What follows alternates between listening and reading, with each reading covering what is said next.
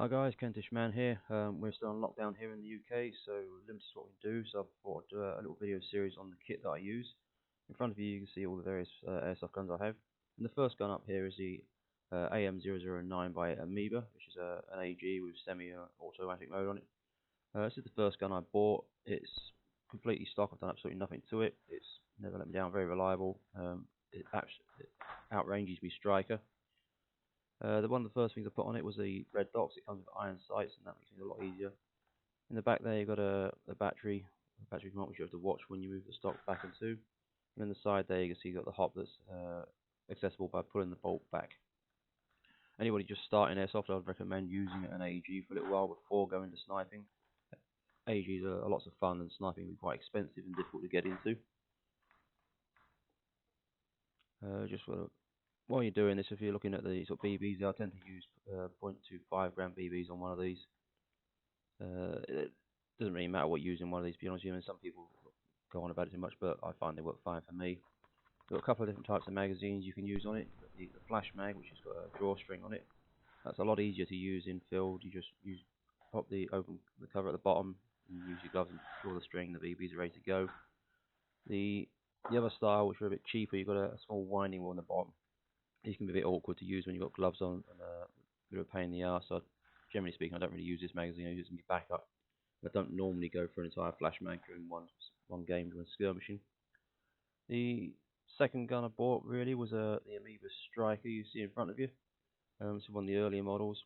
Now I'd put a lot of money into this. This has probably got about £600 worth of parts gone into it.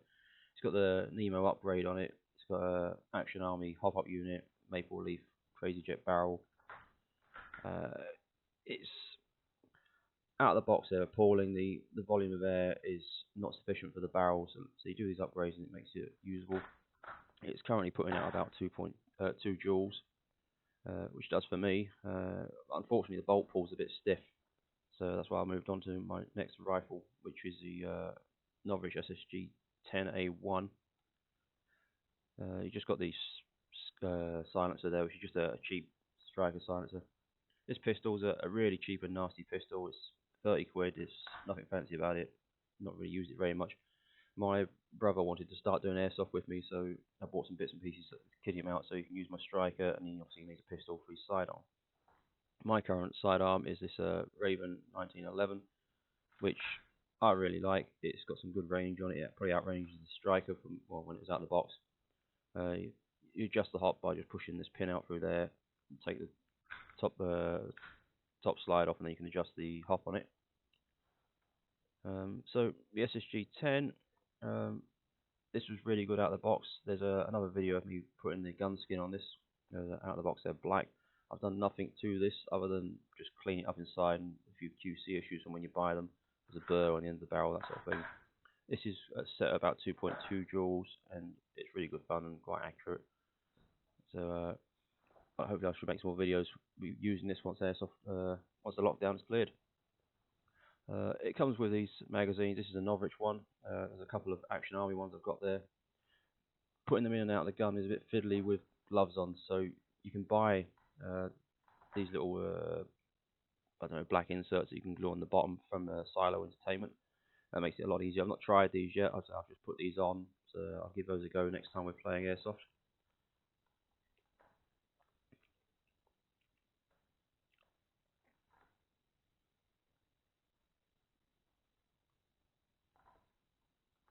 And on the BBs there, you see, obviously without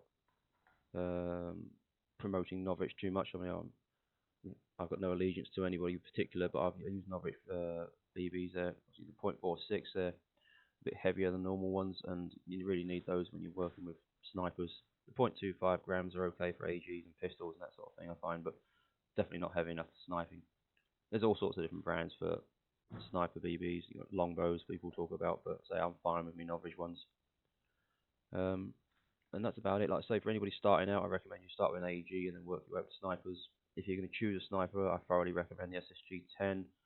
The striker it's a cheap option, but like I say, you have to put a lot of money in to make it really worthwhile doing. So, in my opinion, it's not worth buying the striker. You're better off with the SSG. So on that note, that's it. I'm going to be doing another video on your chest rigs and camo.